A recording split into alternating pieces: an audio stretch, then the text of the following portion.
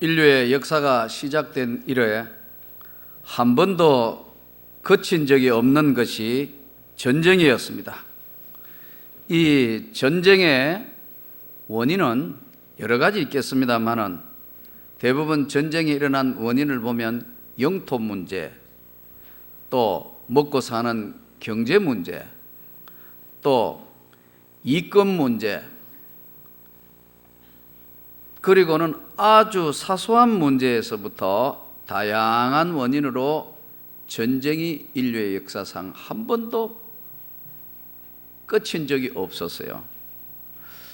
전쟁은 인간을 가장 비참하게 만드는 것이 사실 전쟁입니다.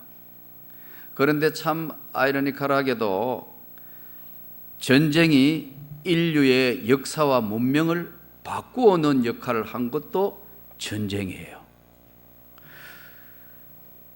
그래서 오늘 이 전쟁은 일어나지 않아야 되고, 또 이 전쟁은 정말 가장 비참하게 만든다는 것을 생각하면서 우리 시대에 이런 일이 없기를 바랍니다.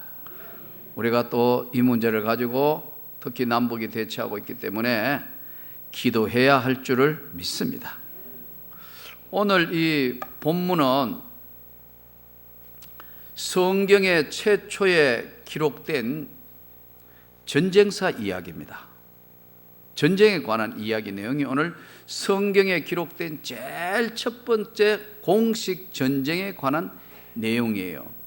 이 전쟁이 어떻게 해서 벌어졌느냐 하면은 이 전쟁을 소위 가나안 남북 전쟁이라 이렇게 이야기해요. 가나안 땅에서 벌어진 남북 전쟁이다, 이런 이야기를 하고 있는데, 당시에 사해 바다, 소금 바다인 사해 남쪽을 차지하고 있는 작은 5개의 소국이 있었습니다. 이것을 당시에 사해 근처에 살았던 족장국이라, 족장들이 다스리는 국가라 해도 과언이 아닐 작은 도시였습니다. 이 5 나라가 소돔 왕 베라, 고모라 왕 비르사, 아드마 왕 시납, 스보임 왕 세메벨, 벨라 왕 소알, 이런 5 나라 소국들이 살고 있었는데, 이 나라들은 힘이 없으니까 큰 나라들에게 조공을 바치면서 명맥을 유지하고 살았던 나라들입니다. 북쪽의 왕들은 대표적인 나라가 뭐냐면 시날, 아므라벨이라는 시날 나라의 아므라벨이라는 왕은 바벨론 지역을 장악하고 있는 나라였습니다. 엘라살 아리옥, 유프라테스 강 왼쪽 지방을 점령하고 있는 나라였습니다. 엘람, 이 나라가 바로 거의 이제 전쟁의 주체국이라 해도 과언이 아닌 엘람 왕 거돌라오멜, 바벨론 동쪽의 페르사 지방 북부를 장악하고 있던 나라였습니다. 그 다음에 하나 소개되고 있는 고임 왕, 이 고임 왕은 왕국을 형성하지는 못했지만 당시에 조사를 해보면 부족 연합체인데 인구가 많았어요. 이 4 나라를 우리는 연합국이라고 보고 4 나라와 5 나라가 하나 팀이 돼서 5소국 4왕국이 전쟁을 벌였던 내용의 본문이 오늘 창세기 14장의 내용입니다. 그럼 이 내용들을 우리가 다시 한번 보면 어떻게 이제 전쟁이 벌어졌냐 하면, 이 5소국들이 4왕국에 매년 곡물, 말, 낙타, 소금, 가축을 12년 동안 매일 이제 조공을 바치면서 살았어요. 조공을 바치며 살았는데 매년 조공을 바치다가 보니까 언제까지 우리가 조공을 바칠 거냐, 그래서 드디어 조공을 바치지 않고 13년째 반란을 일으켜서 독립을 해버려서 이 지금 4왕들이 이 5소국을 멸망시킨 내용의 이야기가 이 본문에 주된 내용입니다. 자, 그러면 예전이나 지금이나 작은 나라는 항상 큰 나라의 눈치를 보거나 영향을 받았습니다. 우리나라 보면 신라 시대 때 삼국 고구려 백제 신라 때는 북쪽에는 계속 공격하니까 수나라 당나라하고 백만대군 싸웠던 양망충 사건 얼지문덕 이야기가 이게 남의 이야기가 아니고 우리 이야기잖아요. 또 나당 연합군들이 결국은 고구려를 함락하게 되면서 결국은 안동 도호부부터 시작해서 전부 도호부를 만드는데 신라가 결국 당나라 세력을 몰아내면서 신라 천년이 시작돼요. 그러나 그 신라가 결국은 끝까지 이 신라를 유지하는 데는 수많은 역경과 싸움을 해야 됐어요. 그리고 고려가 들었으니까 고려 때 거란국, 또 고려 때 세계를 제패했던 징기스칸의 몽골국이 넘어와가 96년간 원나라의 영향을 받아요. 우리나라 역사를 연구해 보면. 그리고 이조시대 때 오니까 송나라, 명나라, 그래서 항상 명나라 사신 가서 세자 책봉도 받아오고 뭐 그러잖아요. 그 명나라, 청나라 끝에 일본이 지금 일어나가지고 중간에 또 임진왜란, 일본이 일어나 결국은 청나라, 러시아, 일본이 각축을 하다가 고종 황제가 갈 데 없으니까 러시아로 대사관으로 청나라로 지금 어디로 갈 거냐? 일본을 업고 오는 갑신정병 세력들하고 이게 각축장이었거든요. 결국은 일본의 나라를 잃게 되고 48년도에 독립이 되면서 대한민국이 수립됐어요.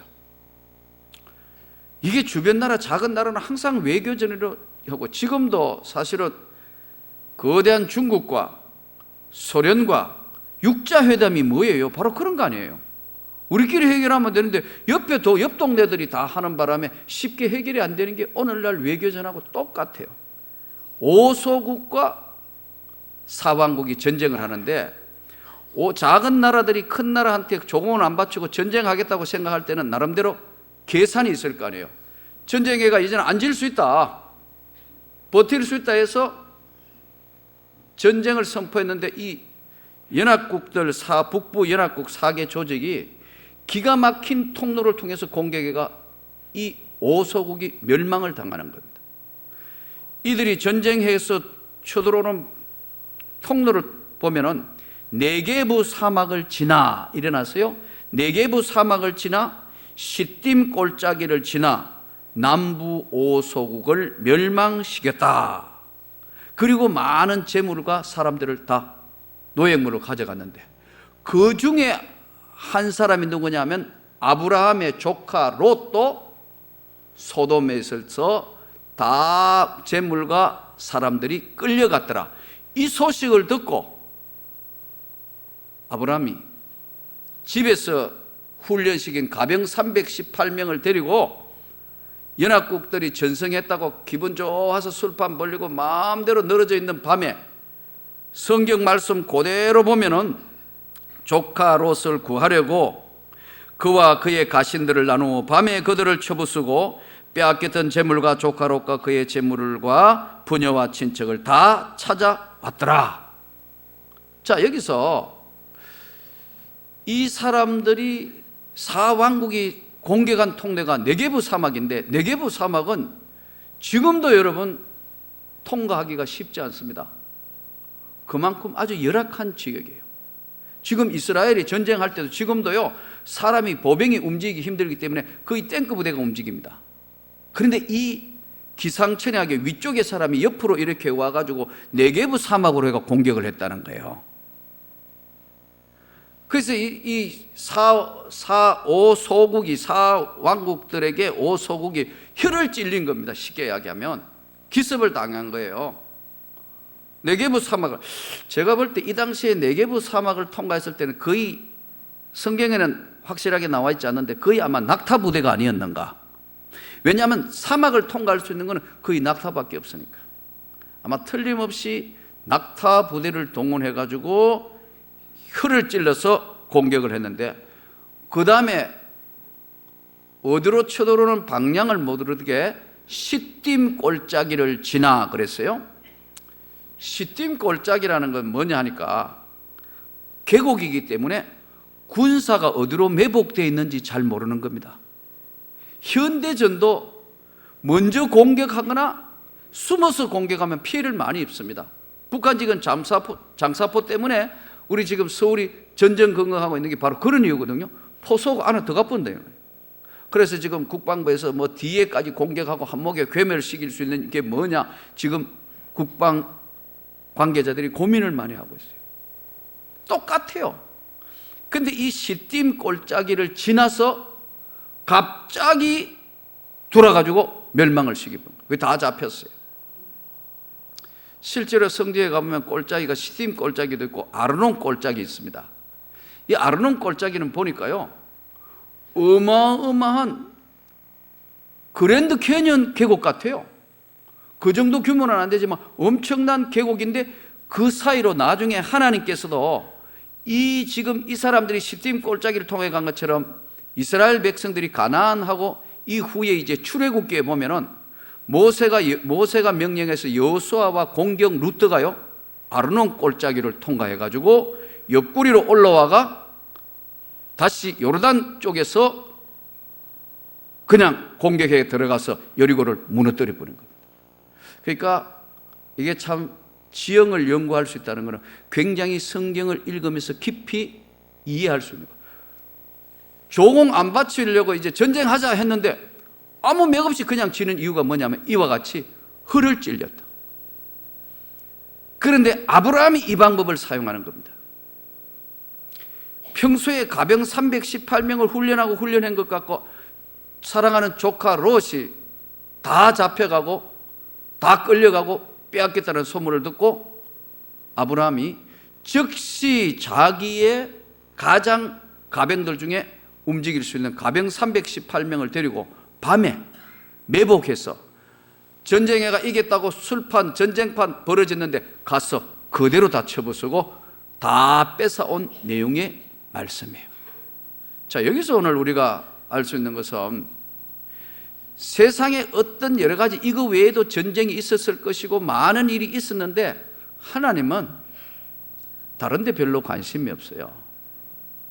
오늘 또 우리 주님의 관심은 저와 여러분에게 관심이 있어요. 세상에 뭐 됐다, 명예 대단하고 뭐 부를 수백억 벌었다, 뭐 주식이 올라갔다 내려갔다 뭐 대단한 거, 주님은 그런 데 별 관심이 없다니까요. 택한 하나님의 백성인 저와 여러분이 오늘 교회에 나와 예배 제대로 드리는가 안 드리는가 여기에 관심이 있다니까요. 여러분들이 몸이 아프면 주님이 여러분들의 관심이 있다니까요. 찬양을 드렸는데 오늘 이 찬양 같은 여기에 주님이 관심이 있어요. 이 아브라함이 기록된 건 뭐냐면 조카 롯이 잡혀갔는데 어떻게 할 거냐, 가병 318명을 데리고 가서 연합국의 전쟁을 이긴 연합국 팀을 와해를 씌우고 다 잡아올 만큼 하나님의 강력한 역사가 나타났다. 오늘 여기서 멜기세덱이 나오는데 아브라함이 그돌라오멜과 함께한 왕들을 쳐부수고 돌아올 때 소돔왕이 사회 골짜기 그 왕의 골짜기 나와 그를 영접했다. 그런데 느닷없이 살레망 멜기세덱이 떡과 포도주를 가지고 나왔으니 그는 지극히 높으신 하나님의 제사장이었더라. 갑자기 멜기세덱이 나온다. 구약 성경에 그가 아브라함을 축복하여 이르되 천지의 주제시여 지극히 높으신 하나님이여 아브라함에게 복을 주옵소서. 아브라함이 그 얻은 것에서 10분의 1을 멜기세덱에게 주었더라. 소돔왕은 너무너무 좋으니까 자기 백성 다 찾아오고 물품 다 찾아오고 조카 롯도 찾아오니까 자, 사람은 일로 보내고 물품은 너가 다 해라. 아브라함이 나는 내가 하나님께 손을 들여 명세하는데 내게 속한 건 실 오라기 하나나 덜 맺건 한 가닥도 손대지 않는다. 나는 하나님께 받은 것 정확한 것 소득의 11조를 하나님 앞에 드린다. 아무나 아브라함이 되는 게 아니에요. 여기서 우리가 아브라함의 신앙에 유비무환의 준비된 신앙의 모습을 볼 수 있는 겁니다. 저는 여러분들이, 저와 여러분이 하나님 앞에 정말 바른 신앙이 되기를 바랍니다. 멜기세덱이 그러면 누구냐? 느닷없이 나타난 멜기세덱을 설명하는 게 여러 군데 있는데 한 군데만 오늘은 같이 좀 찾아서 읽어봐야 할 것 같습니다. 히브리서 7장, 신약성경 318쪽, 359쪽, 신약성경 358, 59쪽, 히브리서 7장 1절에서 4절 다 찾았으면 아멘. 같이 하나님 말씀을 봉독합니다. 이 멜기세덱은 살렘 왕이요 지극히 높으신 하나님의 제사장이라 여러 왕을 쳐서 죽이고 돌아오는 아브라함을 만나 복을 빈 자라. 아브라함이 모든 것의 10분의 1을 그에게 나누어지니라. 그의 이름을 해석하면 먼저는 의의 왕이요 다음은 살렘 왕이니 곧 평강의 왕이요 아버지도 없고 어머니도 없고 족보도 없고 시장한 날도 없고 생명의 끝도 없어 하나님의 아들과 닮아서 항상 제사장으로 있느니라. 이 사람이 얼마나 높은가를 생각해 보라. 조상 아브라함도 노량물족 10분의 1을 그에게 주었느니라. 자, 도대체 갑자기 구약 성경에 멜기세덱이 나오는데 멜기세덱이 뭐냐? 아마 예수를 오래 신앙생활 하신 분들은 멜기세덱에 대해서 읽어봤기 때문에 어떤 분인가 대충은 알 거예요. 그런데 멜기세덱이 누군지 잘 성경을 제대로 읽고 잘 연구를 해보지 않은 사람은 무슨 말인지 오늘 전혀 이해할 수 없는 것이 이 본문이기도 해요. 자, 멜기세덱이 히브리어로는 말키체데크라는 말인데 의의 왕, 말씀대로 의의 왕인데 이 사람이 아브라함과 동시대의 살렘 왕인데 예루살렘 왕인데 히브리서 기자는 이걸 뭐라고 표현하냐면 예수 그리스도를 예표하고 있다. 바로 오늘 멜기세덱이 예수 그리스도를 예표하고 있다. 이 예수 그리스도를 예표하고 있는 멜기세덱이 아브라함을 축복하는 겁니다. 천지의 주제시요 높으신 하나님이요 아브라함에게 복을 주시옵소서. 아브라함을 하나님이요 축복하여 주옵소서. 이 멜기세덱이 구약 성경에 나타난 예수 그리스도를 예표하고 있다. 오늘 우리가 하나님 앞에 이 세상에는 여러분 완전한 곳, 안전한 곳은 한 군데도 없어요.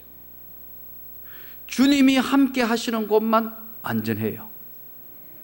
주님과 동행하는 삶만이 완전해요. 그래서 노아는 당시에 완전한 자라. 이 아브라함이 멜기세덱에게 소득의 11조를 드리면서 하나님 앞에 나섰더니 아브라함이 하나님의 은혜를 입는데 멜기세덱이 갑자기 나와 축복을 하는 것은 주님을 만났다는 강력한 증거예요. 오늘 저와 여러분의 삶은 이 땅에 완전한 것도 안전한 것도 아무데도 없습니다. 그저 오늘 하루도 주님의 은혜로 이 자리에 있고 주님의 은혜로 사는 것인데 주님이 축복해 주시는 손길의 은혜를 입어야 합니다. 대부분 보면 열대지방 보면 참 겨울에는 열대지방에 가면 참 좋을 것 같거든요. 또 여름 되면 자 시원한 북극으로 가면 참 좋겠다 이렇게 생각할 경우 많습니다. 또 실제로 좋고요. 그런데 아프리카 같은 데나 저 지금 남쪽에 필리핀이나 저 아래쪽에 가면 굉장히 덥습니다. 뭐 옷이 없어도 살 수 있고 좋아요. 그런데요, 그게 야자수 열매부터 시작해 먹을 게 열매가 과일이 풍성합니다. 그런데 다 좋은데 거기는 뭐가 어려운 문제가 있느냐? 말라리아가 있어요. 찔려가지고 아마 지금 우리 선교사들 지금 남쪽으로 내려간 선교사들은 제일 고민이 뭐냐? 말라리아 안 걸리게 해주세요. 그게 기도 제목이에요.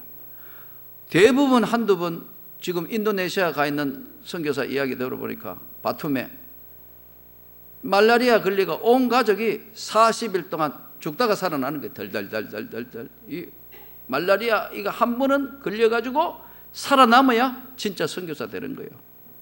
그러니까요, 과일 많습니다. 두리안부터 시작해서 먹을 과일 굉장히 많은 대신에 반드시 또 거기에는 말라리아 같은 그런 무서운 병이 항상 달고 있고, 아프리카 전역에 에이즈가 지금 창궐에 있어서 참 어렵습니다.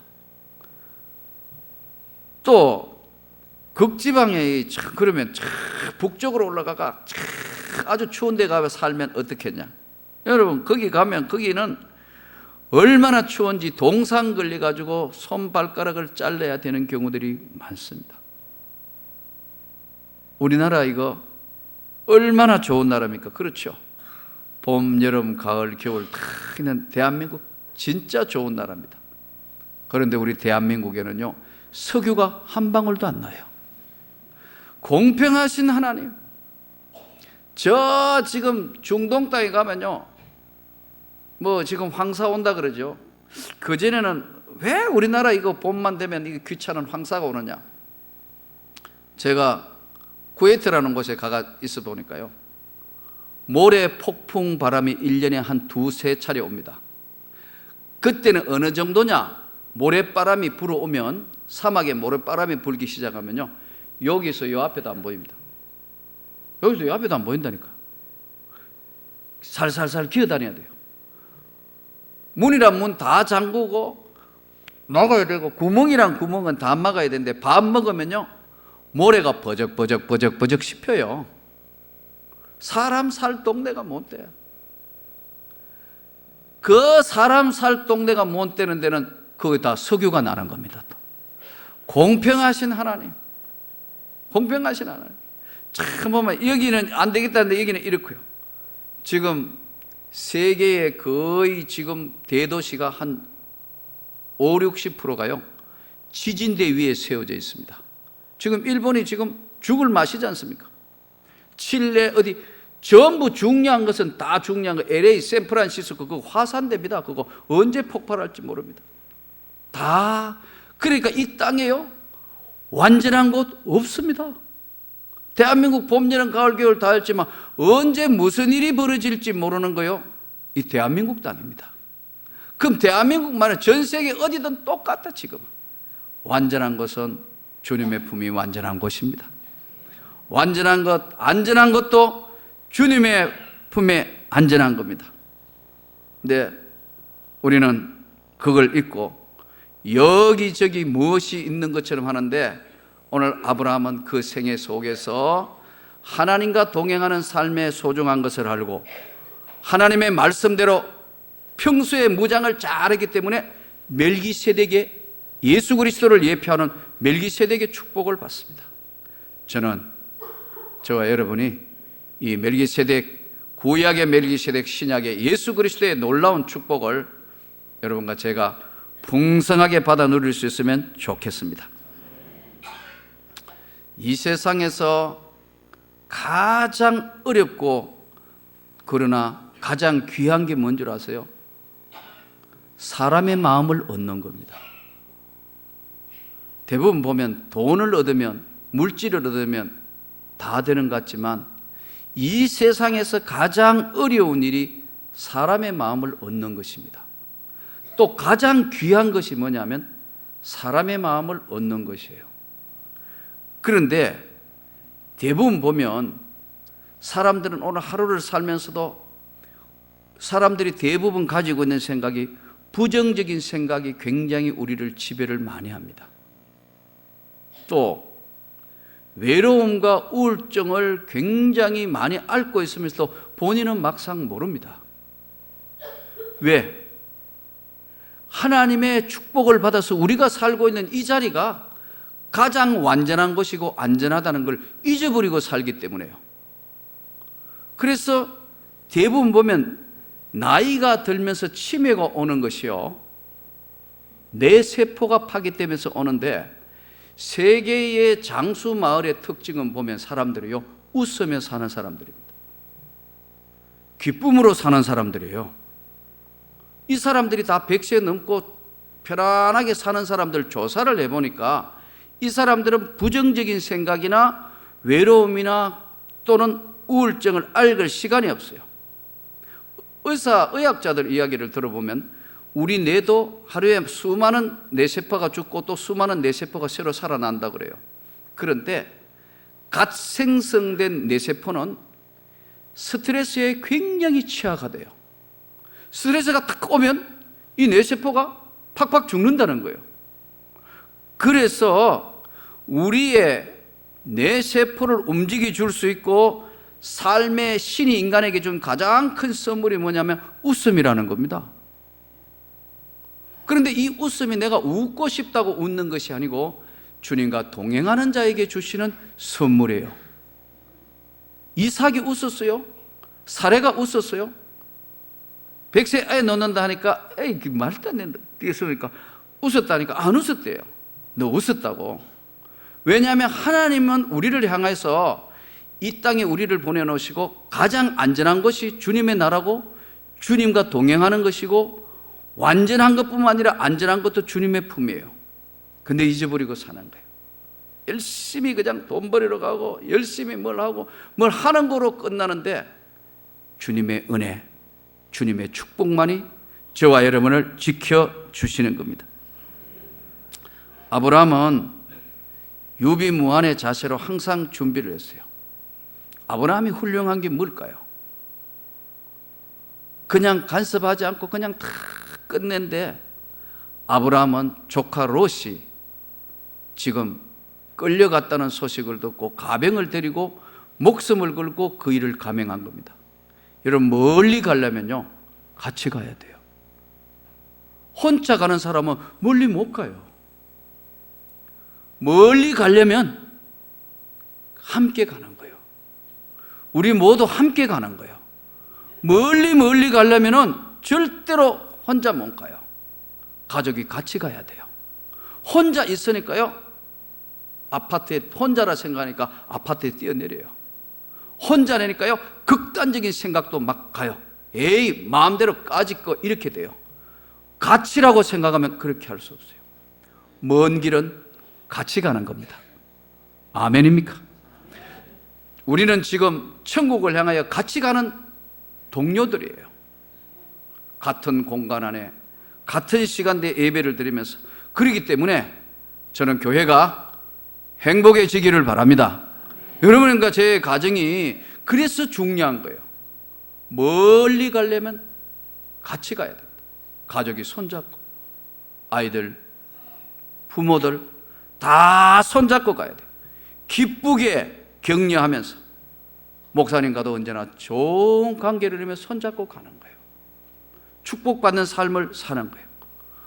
국경을 넘어 천국을 향하여 가는 길은 같이 가는 길이에요. 혼자 가는 길이 아니에요. 그런데 우리가 대부분 신앙생활을 하면서 한 가지의 가장 중요한 걸 잊어버리는 것은 혼자 가는 천국으로 착각을 하면서 신앙생활을 한다 이 말이에요. 아브라함 조카 롯이 자기를 배반했고 자기에게 고통을 주었고 땅 나누게 할 때 마음대로 했는 거 그거 안 돌봐도 아무도 뭐라 할 사람 없어요.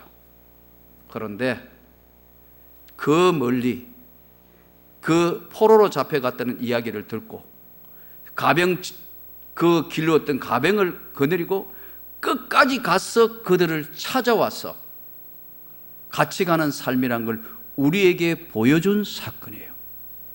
우리는 공동체입니다. 공동체는 우리 몸이 바로 공동체의 가장 기본이에요. 이 손가락 손톱 하나가 뭔가 가시가 들어가도요 불편합니다. 부어요. 여기가 가르토시가 써요. 이빨 한번 아파봐요. 이빨만 아프면 되는데요 귀도 아파요. 머리도 무거워요. 정신적으로 괴로워요. 그래서 여러분 이게 우리 참 이상한 게 몸이 아프는데 마음이 아프면 몸이 아파요. 나는 여러분의 마음이 아픈 사람이 없기를 바랍니다. 즐거워지기를 바랍니다. 마음이 아픈데 몸이 아파요. 마음만 아프면 돼. 몸 따로 마음 따로가 아니라는 겁니다. 멀리 가시려면 함께 가야 합니다. 손잡고 가야 합니다. 집안 모두가, 아내와 자식과 남편이 함께 가는 길이 천국입니다. 그런데 이걸 오늘 시대를 살면서 자꾸 잊어버리기 때문에 하나님의 은혜를 받았지만은 그것을 활용하지 못하게 돼요. 먼 길, 인생 여정길에 주님과 동행하는 이 삶에 아브라함처럼 함께 간다는 생각을 가지고 그 멜기세덱의 축복을 받은 아브라함의 신앙의 자세가 얼마나 소중했냐. 다 버릴 수도 있어요. 외면할 수도 있어요. 그러나 조카로 또 같이 가야 된다는 그 엄청난 것을 기억하고 하나님의 은혜를 입은 아브라함을 믿음의 조상이라 칭하게 됐어요. 오늘 힘들고 어려운 세상에 같이 동행자로서 하나님께 영광을 돌립시다. 우리 한국교회도 같이 가야 되는 교회고, 우리 주변에 있는 모든 교회들도 같이 성장해야 되고, 하나님 앞에 구원을 이루는 이 놀라운 대열에 우리가 주님의 은혜를 입은 자로서 아브라함처럼 함께 가는데, 멜기세덱의 축복이 구약에 있었다면 주님의 놀라운 축복이 우리 가운데 있어서 전 세계 많은 손잡고 가야 될 선교사들과 일을 잘 이루어가는 놀라운 축복이 이번 한 주간도 일어나기를 축원합니다.